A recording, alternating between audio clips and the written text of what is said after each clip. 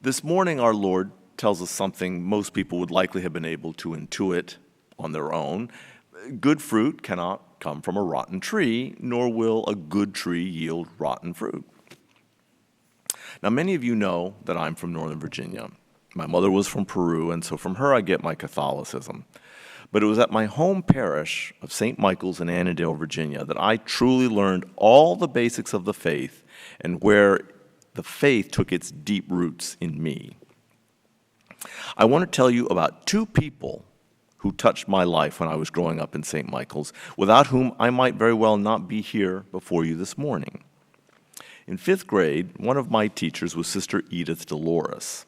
And a few years later in my high school years, a retired priest, Father Finley, came to live at St. Michael's. Now, both of these folks exuded a kindness and a gentleness and a deep devotion to their Catholic faith that I don't know that I've ever seen surpassed in anyone else I've ever met. Sister Edith Dolores was just such a kind woman. She taught us religion in 5th grade, and when she talked about her own upbringing in her Catholic world in Philadelphia, she made it sound like heaven on earth. There was just this light that just came up, her eyes just brightened when she would describe it. And anyone who would have listened to her, I just can't imagine who wouldn't have wanted to have experienced that. And she was just so gentle and kind to us students that even the bad kids didn't want to misbehave in her class. Everything about her radiated that we were in the presence of a living saint. And a lot of the Catholic tenets, basic Catholic tenets that I learned in St. Michael's, I still quote in the exact wording she gave us.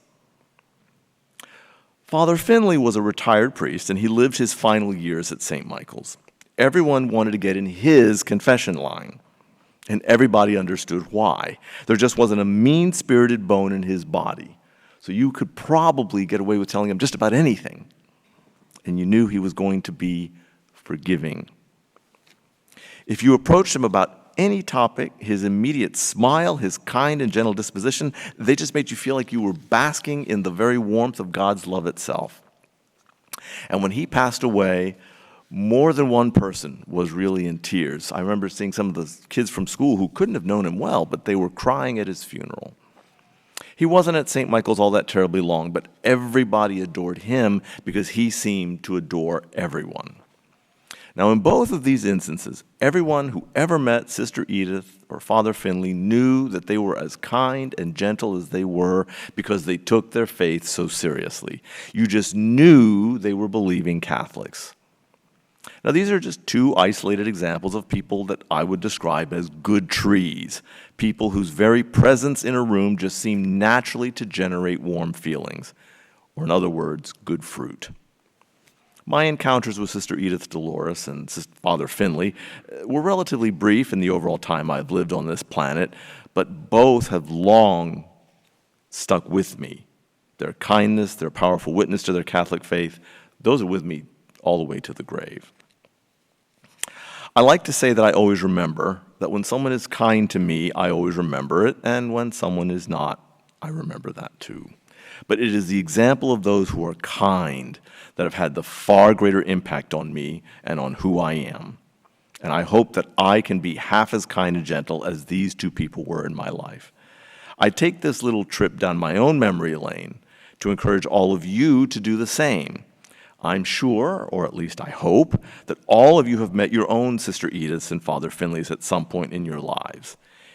If you haven't, I hope one day you do.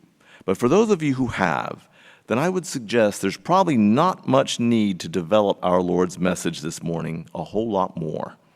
Because when we meet someone who exudes that kind of love, warmth, and kindness, we know right then and there what it means to say that a good tree will yield only good fruit. That kind of witness does more to convert souls than all the theological treatises written by the most brilliant theologians combined ever could. It certainly did that for me.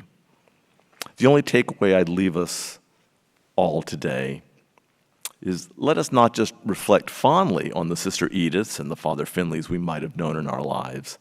Let us all strive to be a Sister Edith or a Father Finley to everyone we ever meet.